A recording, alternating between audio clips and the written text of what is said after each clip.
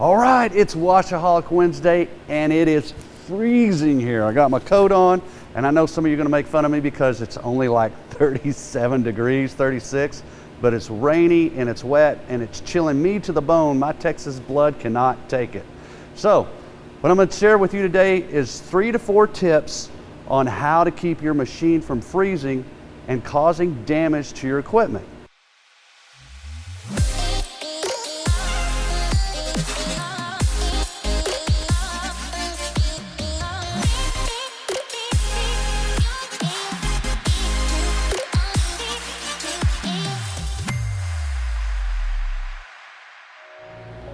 So if you look behind me here, you're going to see these pieces of equipment that are sitting here that are damaged. Not all of them damaged from freezing, but some of them have, and they're still sitting here because someone didn't want to pay to get them fixed. I'm going to start off, let's start off with the number one thing that I'm going to share with you, and I'm going to progress as I explain these tips to you from what I think is the least effective to what I believe is the most effective at keeping your equipment from getting damaged. Let's start off with a Schrader valve. And now some of you guys probably haven't seen or know exactly what a Schrader valve is, so let me explain it to you real quick. This right here is a Schrader valve. You can get that at just about any hardware store. And the way it works is it has, like on an inner tube or a tire, where you air with the air chuck, the air goes in right here, and this is the valve inside here. That's the name, it's called a Schrader valve. So it'll blow out, the air will come out there, and then what we've done is we've just put some bushings on here. You don't really need 2 bushings to do that, but we didn't have the right sizes. So we ended up with 2 bushings that allow us to go into this fitting, this male water hose fitting, so I can screw directly into the pump on the inlet side here. So what we're going to do is screw it onto the inlet side of the pump, and then just blow it out. Just put the hose on here, the air hose on, and blow it out. Now if you still have the pressure hose hooked up to it, you probably want to blow that hose out as well. So just hold your trigger gun open, put the air to it until it just blows, and then it'll just start sputtering and sputtering, and then a bunch of air will come out. Then you've got it blown out. Now, what I want to share with you before I move on is the things that can damage on your pump when it freezes. So you have plungers in here, and if that water freezes around a plunger, it could crack the plunger. That's going to damage the packing and a good chance at damaging the head of the pump. The other thing that can happen is as the water expands and freezes in the head of the pump, if it freezes hard enough, it can crack this brass. Now there are brands out there that will damage easier from freezing than others, but I would say if you have a head of a pump that's similar to this, the general pumps, and this style seem to hold up better to freezing than others. So I would just make you aware that the freezing can damage plungers, it can damage valves inside there as well. They could stick from ice that might get stuck in it, or they can break the plastic around it. The other problem I've had is freezing inside the unloader here.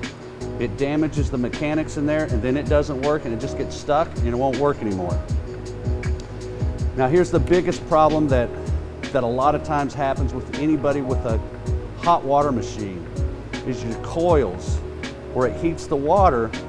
When that freezes and that water expands inside those coils, it splits the pipe. When you go to start it back up, water just gushes out of the coil, and now you've got to replace your coils. And that can be very expensive, as well as replacing a pump can be very expensive. So now let's move on to the next method. In my contract cleaning business, I have a lot of trucks we send out on site, and our trucks have enclosed boxes on the back. Some people call those bobtails or box trucks or straight trucks, but whatever the terminology is, I like to put these little heaters in there. These are forced air heaters. Some people call them milk house heaters. But what's nice about it is it has an adjustment for the fan and adjustment for the temperature. Now you want to be careful you don't put anything that could catch on fire or is combustible right in front of this heater, because it can get things hot enough to catch on fire, and it does come with warning labels and stuff. Sometimes if it's gonna get really cold, we'll put 2 of these in the back of the truck. And one of the things I like having about a box truck is it keeps everything enclosed, it keeps it tight, and it's easy to keep it out of the weather. So it's like your mobile warehouse. This works good for you, those of you that can't put your equipment inside a garage. Obviously a garage would be your best place. Keep it heated as well if it's in there. The next step from here that I would recommend, and I don't have one, but just get like a heat lamp, so that the radiant heat lamps that they're red, so they shoot off that radiant heat, and you can aim a heat lamp at the head of this pump. It'll keep it hot enough that it doesn't freeze. And then a lot of times they come with a little clamp, so if you go to your hardware store, you may not always find one at the hardware store, but if you go to like an agricultural supply, it's pretty common to find one there, because a lot of people have them for their pets or their animals, to keep them from getting too cold. So you just clamp it right on here to this, bring it down and shine it back at the head of the pump. It'll keep it from freezing, and that works really good. Now, the #1 way to keep your equipment from freezing, this goes for hot water and cold, is to use antifreeze. So I'm gonna unscrew our little adapter here so I can kind of demonstrate how you would do the antifreeze. And at the end of this video, I'm gonna share a link where you could go to see one that was created by us 9 years ago that walks you right through this process step by step. So you get a 5-gallon bucket, put your hose into it, then you're gonna add your antifreeze, and depending on how strong you want it, I just go with pure antifreeze personally, because I just want to err on the side of caution. I don't want anything to freeze. And I do believe the RV antifreeze is the best because it'll go to lower temperatures. Don't quote me on that, but I do believe that's correct. But for the most part, just straight antifreeze for any type of setup is going to be good for you, unless you're getting to super cold climates. Then once you hook it up like this, you can leave your gun on it if you want.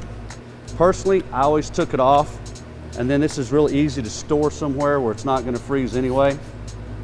Or just drain it all out, hold your gun open, pull the trigger, let the water drain out like that. Now you're good, there's no water in it. Just set it off to the side.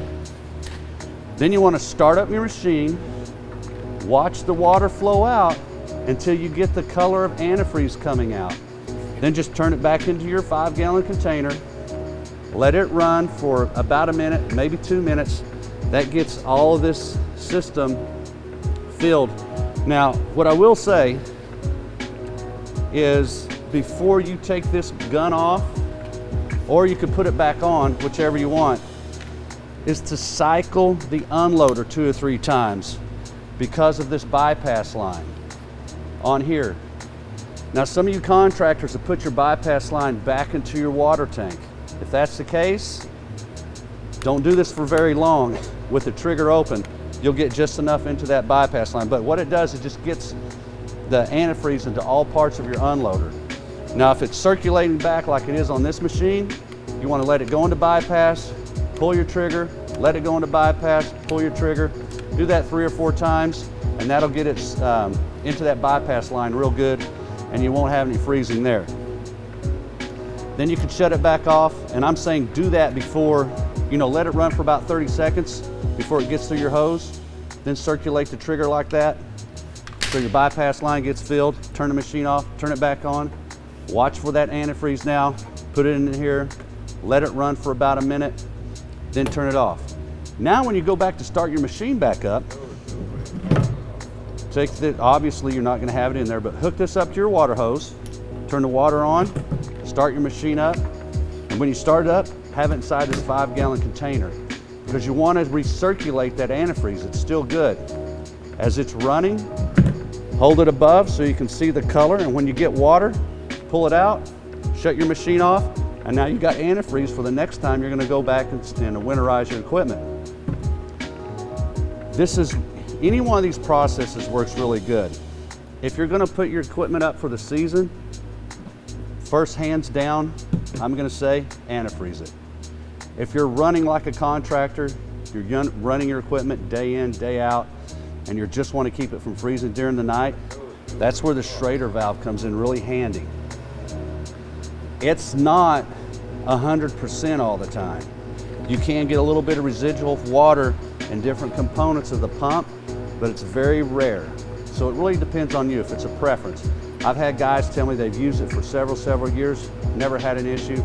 Occasionally I have someone reaches out and said they had an issue, but maybe they didn't blow it out long enough. I don't know, wasn't there, I couldn't tell you. But I do know it works good and it's very effective, and it's probably the fastest way if you want to get the water out to winterize your equipment. And I like the convenience of using these little heaters, forced air heaters, or because we use them in our side, or you can use the little radiant lamps that work really good too. In their red, look at the farm supplies or agricultural supply where you'll find those. That's this week's tip from PowerWash.com, PowerWash University. It is Washaholic Wednesday. It's a little cold here, but we'll get through. And if you want to get the detail, step by step, of how to winterize with Antifreeze, click this link here. Have a safe and successful week. I'll see you next time. Take care.